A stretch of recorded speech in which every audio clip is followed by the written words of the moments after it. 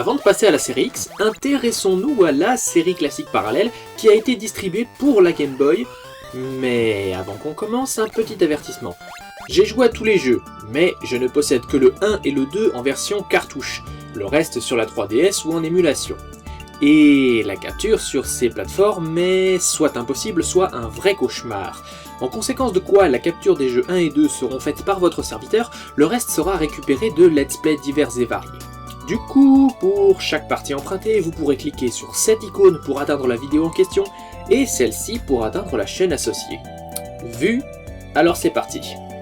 Mega Man Dr. Wily's Revenge, Mega Man 4 et les deux jeux qui sont venus entre sont des spin-offs de la série principale pour le seul bénéfice d'être des spin-offs, parce qu'il n'y a pas exactement de scénario à proprement parler. Je suis sûr qu'une justification existe dans les manuels que jamais personne n'a réussi à conserver. En réalité, pour chaque jeu, on retrouve 4 Robot Masters de l'équivalent NES portant le même numéro et 4 de l'itération suivante. Ce que cette phrase compliquée veut dire, si on l'illustre, c'est que Mega Man 2 Game Boy aura 4 boss de Mega Man 2 NES et 4 de Mega Man 3 NES.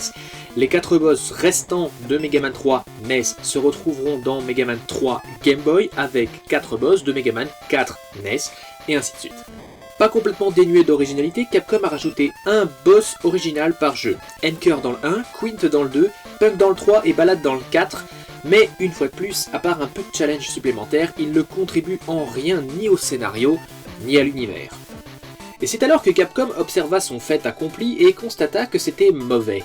Du coup, Mega Man 5 a un scénario, 10 nouveaux boss, bref, la formule change du tout au tout. Ce curieux changement restera l'idée la plus surprenante de Capcom jusqu'au refus d'implémenter des DLC dans Street Fighter V. D'un point de vue gameplay, les jeux Game Boy n'ont pas réinventé la poudre. Rush et le slide apparaissent dans le 2, la charge dans le 3, et c'est à peu près tout. Une fois de plus, Mega Man 5 essaie de raffiner le schmilblick de temps à autre, mais en réalité, il n'y a pas grand chose qui change. Mais en même temps, pourquoi ça devrait ? Ces jeux ont été bien évidemment conçus pour recréer l'expérience des jeux NES sur Game Boy, et c'est foutrement bien réussi. Les mécaniques sont toujours aussi précises et nécessitent une concentration totale, on jurerait jouer à un Mega Man sur NES, quoiqu'un tantinet plus monochrome. Il est également primordial de noter que ces jeux surexploitent le potentiel de la Game Boy. Regardez ces décors, la précision dans le graphisme et les animations. Capcom a frappé très fort, peut-être même un peu trop fort, car parfois certains ralentissements se font sentir, mais faut vraiment pinailler. Et puis, c'est un sacrifice acceptable quand on sait que Super Mario Land ressemble à ça.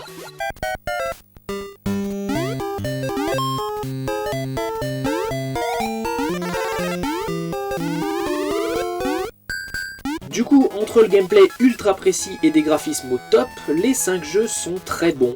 Mais deux facteurs les empêchent d'être des incontournables de la Game Boy. Premièrement, ils sont impossible à trouver. Sérieusement, allez voir sur eBay et regardez voir les prix pour les jeux 3, 4 et 5. Deuxièmement, et c'est sans doute le plus gros défaut, ils ont été conçus pour la Game Boy. Je m'explique.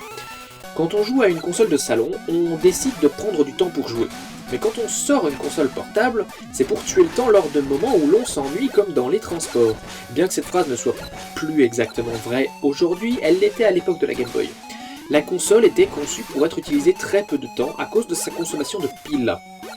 Les jeux simples étaient favorisés car ils se finissaient vite et ne risquaient pas d'être interrompus par une défaillance de batterie par exemple. C'est pourquoi les jeux comme Tetris et Super Mario Land sont des références de la console. Ils sont faciles et plutôt courts. En revanche, des jeux plus durs et plus complexes sont beaucoup plus frustrants, et les Mega Man sur Game Boy ne font pas exception. Ils sont aussi compliqués que leurs homologues NES. Enfin, tous sauf un. Mega Man 2.